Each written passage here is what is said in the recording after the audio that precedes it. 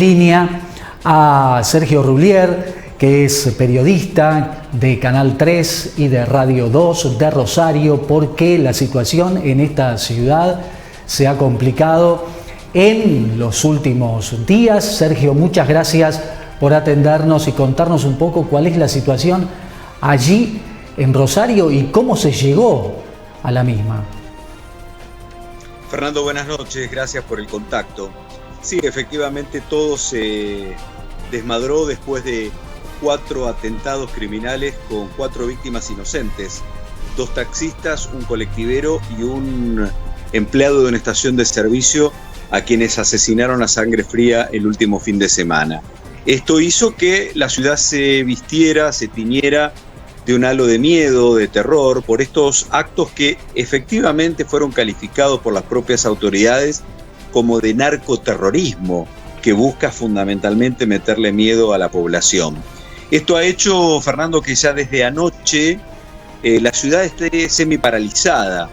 No hay transporte público desde el ataque al colectivero, que fue el jueves pasado a la noche. No hay servicios de taxi durante la noche. No hay expendio de combustibles también desde las 10 de la noche hasta las 6 de la mañana. Hoy no hubo ningún tipo de actividades académicas ni educativas, tanto en el nivel público como en el nivel particular, ni tampoco en las universidades. Los centros de salud, dispensarios y hospitales solamente atendieron con guardias mínimas. Te estoy dando un panorama de lo que efectivamente pasa por una ciudad que es fundamentalmente de servicios y de comercio, como lo es la ciudad de Rosario. Por lo tanto, Fernando, esto ha hecho que finalmente desde el propio gobierno nacional se haya tomado cartas en el asunto y en la mañana de hoy se hizo presente la ministra de Seguridad de la Nación, Patricia Bullrich, y el ministro de Defensa de la Nación, Luis Petri, para anunciar un operativo en conjunto de refuerzos con fuerzas federales y al mismo tiempo la participación de las Fuerzas Armadas en cuestiones logísticas y de comunicaciones, como para tratar de avanzar en ciertas zonas críticas, para poder hacer frente a una coyuntura que, insisto, se ha desmadrado porque le han apuntado ahora a las víctimas civiles, bandas de narcos criminales cuyos líderes están en prisión y que ordenan precisamente estos ataques desde las unidades penitenciarias. Ahora, Sergio, a esta situación no se llega si no hay una connivencia, me parece a mí. No sé qué visión tenés vos de esta situación. Digo, del arco político, sí, policial. Fundamentalmente de algunos sectores de la policía provincial que incluso por investigaciones judiciales y por fallos y condenas se los ha encontrado algunos miembros de la Fuerza Santafesina formando parte de estas bandas de narcocriminales. Pero por otro lado también pasa por la cuestión económica, y es cómo se lavan los dineros del narcotráfico, que han incluso demostrado investigaciones judiciales que efectivamente existen cuevas financieras que lavan ese dinero, o que se hacen inversiones, ¿sí?, en determinados desarrollos del rubro inmobiliario o también automotor, donde vos ves que los principales cabecillas han sido encontrados con autos importados en desarrollos inmobiliarios de la ciudad y de la zona, donde efectivamente por allí también empiezan a trascender esos tentáculos. Y por supuesto, una clase política que por acción u omisión ha dejado crecer de esta manera las bandas de narcodelincuentes que terminan en cierta manera operando de las cárceles. Y fíjate vos, ¿no? Están más seguros en una unidad penitenciaria que en la calle, porque tienen más de 100 años de condenas como uno de los principales líderes de las bandas, pero claro, van a vivir en prisión, pero operan tranquilamente en prisión. No te olvides que a Monchi Cantero le encontraron en una cárcel federal una línea de teléfono fija desde la que se comunicaba precisamente. Claro. Ustedes sufrieron el año pasado, me decías, un atentado en el canal, ¿cierto? 2 atentados. 2 atentados. 2 balaceras. Ajá. 2 balaceras contra las instalaciones de Televisión Litoral, Canal 3, Radio 2 y Rosario3.com. Cuyas investigaciones avanzaron en cierta manera en cuanto a la logística, no los autores materiales ni tampoco los autores intelectuales. Pero esto, Fernando, formó parte también de estas señales de amedrentamiento. Balearon no solamente el canal de televisión donde yo trabajo, balearon las oficinas del Ministerio Público de la Acusación, balearon las puertas del Consejo Municipal, balearon la sede de tribunales, balearon escuelas, balearon distintos inmuebles e instituciones, todo como una señal. Y lo más llamativo es que en estos últimos días, en esta última semana, todo se desmadró, entre otras cosas, producto de las intervenciones que se hacen dentro de las cárceles, ¿sí?, con operativos de secuestro de teléfonos celulares, de armas, de elementos que tienen los propios líderes de las bandas, pero también a partir de una publicación que hizo el gobierno de la provincia, donde se le mandó un mensaje a los presos y a los líderes de las bandas detenidos, diciéndoles que le iban a pasar como sucede con los presos de Bukele en Centroamérica. Y eso me parece que aún más desató esta reacción por parte de las bandas que se han unido, fíjate vos, sí, después de pelear bala con bala territorios para la venta de drogas, que en este caso se han unido para dejar estos mensajes contra el poder de turno y fundamentalmente contra la población. Claro, aquí es distinto a lo que por lo menos yo pude ver en México hace 10 años, en una oportunidad que tuve de ir a Guadalajara, y me contaban que, bueno, la población civil era víctima precisamente de la lucha entre bandas, pero aquí lo peor es que se han unido, como decís vos.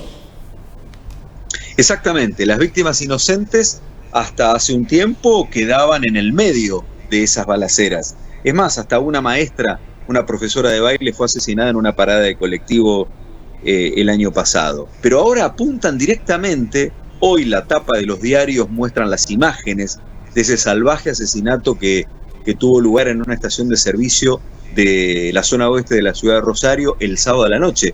Fueron directamente a matarlo al playero, sin ningún tipo de explicaciones, ningún tipo de mensajes. Es decir, acá los mensajes son para el gobierno de turno y las víctimas son las de la sociedad civil.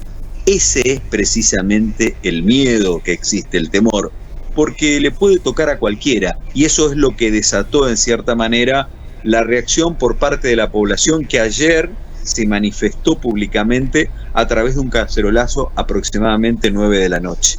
Para hoy, a través de las redes sociales, se convocó a otra medida de protesta similar, y se hicieron escuchar las cacerolas a lo largo de buena parte de la noche. Claro, eso te iba a preguntar si había alguna manifestación por parte de la población. Pero creo que también estamos bastante laxos el resto del país y todavía no hemos reaccionado a esta situación que, si bien se está dando en Rosario, puede pasar en cualquier zona de la República Argentina, porque el poder de las bandas narcos se pueden extender también a otras regiones del país.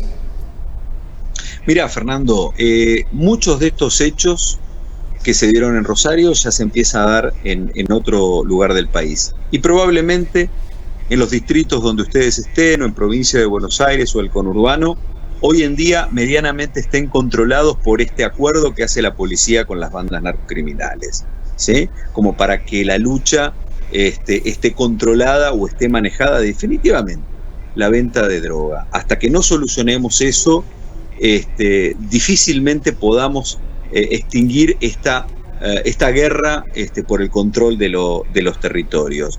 Pero, a ver, mirá, en estos años yo lo he aprendido, que la clase política toma en cuenta este tipo de cuestiones cuando las víctimas son gente o representantes de la llamada clase media. Uh-huh. Cuando le toca a alguien de la clase media, porque vecinos de los barrios populares o chicos de los barrios populares que terminan siendo víctimas, medio como que pasan o son un caso más.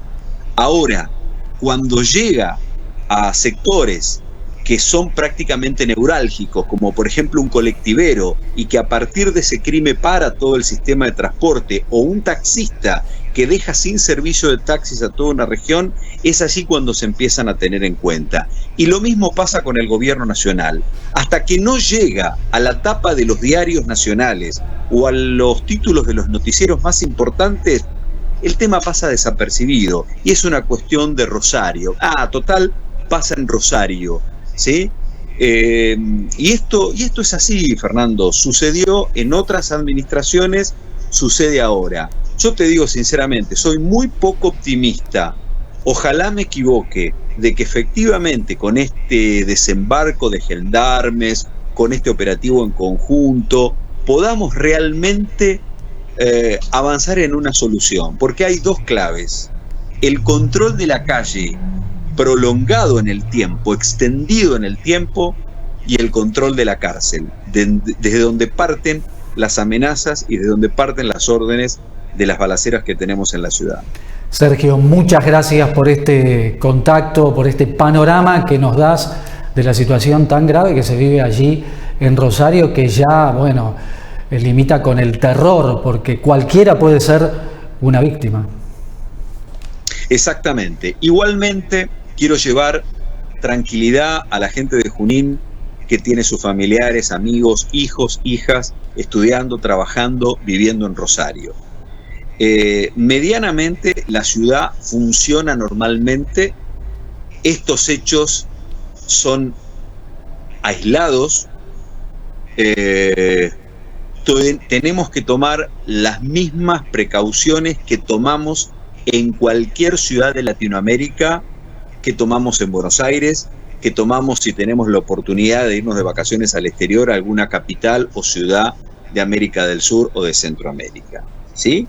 ¿Esto qué significa? Que las actividades se siguen desarrollando normalmente, que hay horarios, por supuesto, y que hay zonas donde uno debe cuidarse un poco más. Inseguridad hay en todos lados, narcotráfico hay en todos lados, droga hay en todos lados. Lo único que acá a veces la guerra se debate y terminan habiendo víctimas inocentes.